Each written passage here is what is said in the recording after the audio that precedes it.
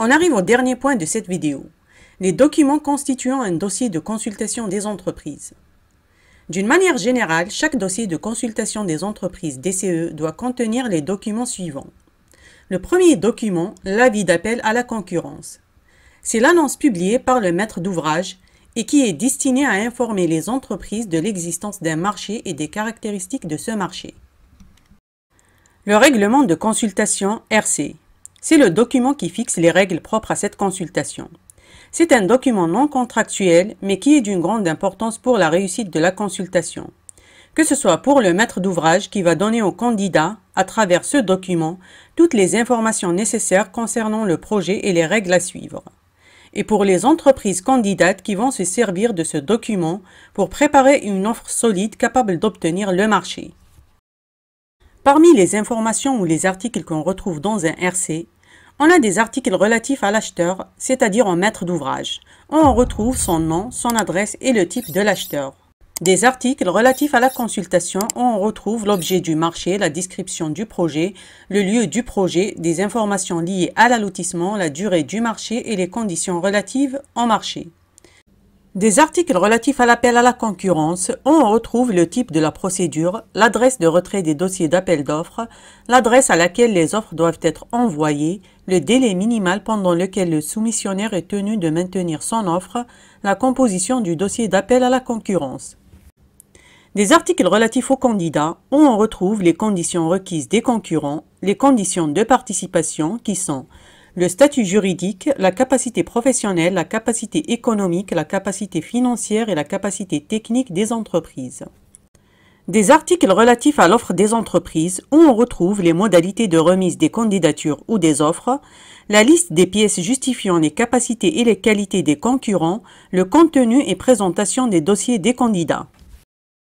L'acte d'engagement, c'est le document qui sera signé par l'entreprise retenue pour réaliser les travaux du marché.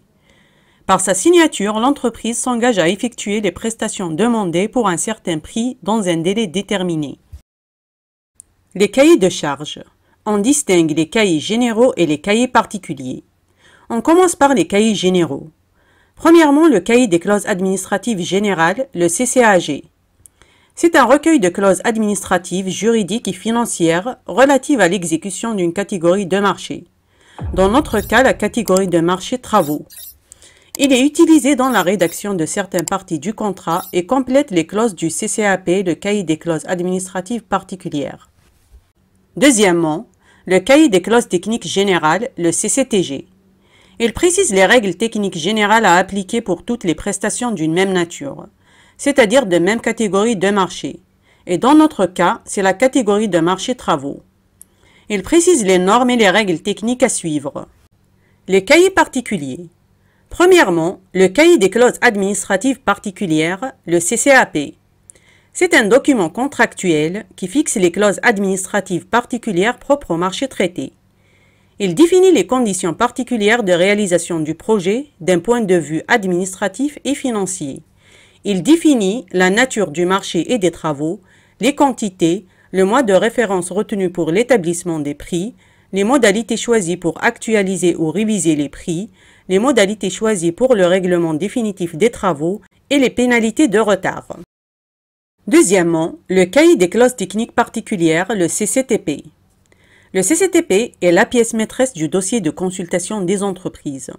C'est un document contractuel qui rassemble toutes les clauses qui fixent les dispositions techniques propres au marché traité et qui seront respectées lors de la réalisation du projet. Le CCTP décrit le projet, explique et définit très précisément les besoins du chantier, il complète les plans, il donne la localisation et la description des ouvrages, il précise la nature et les caractéristiques des matériaux à utiliser, il précise les conditions de mise en œuvre, il précise les limites de prestation entre les corps d'État, c'est l'élément de base de l'offre technique des entreprises, il permet aux différents intervenants, qui sont les acteurs du projet, d'avoir toutes les données en main pour surveiller les travaux et leur réalisation jusqu'à la fin du chantier. Troisièmement, le cahier des clauses particulières, le CCP. Il arrive dans un dossier de consultation des entreprises que le maître d'ouvrage regroupe les documents particuliers, administratifs et techniques en un seul document synthétique qu'on appelle le cahier des clauses particulières.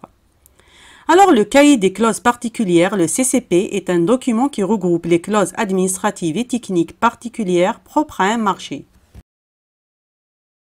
Dans un dossier de consultation des entreprises, on retrouve aussi les pièces relatives au prix, qui sont la décomposition du prix global et forfaitaire DPGF, le bordereau des prix unitaires BPU, le détail quantitatif estimatif.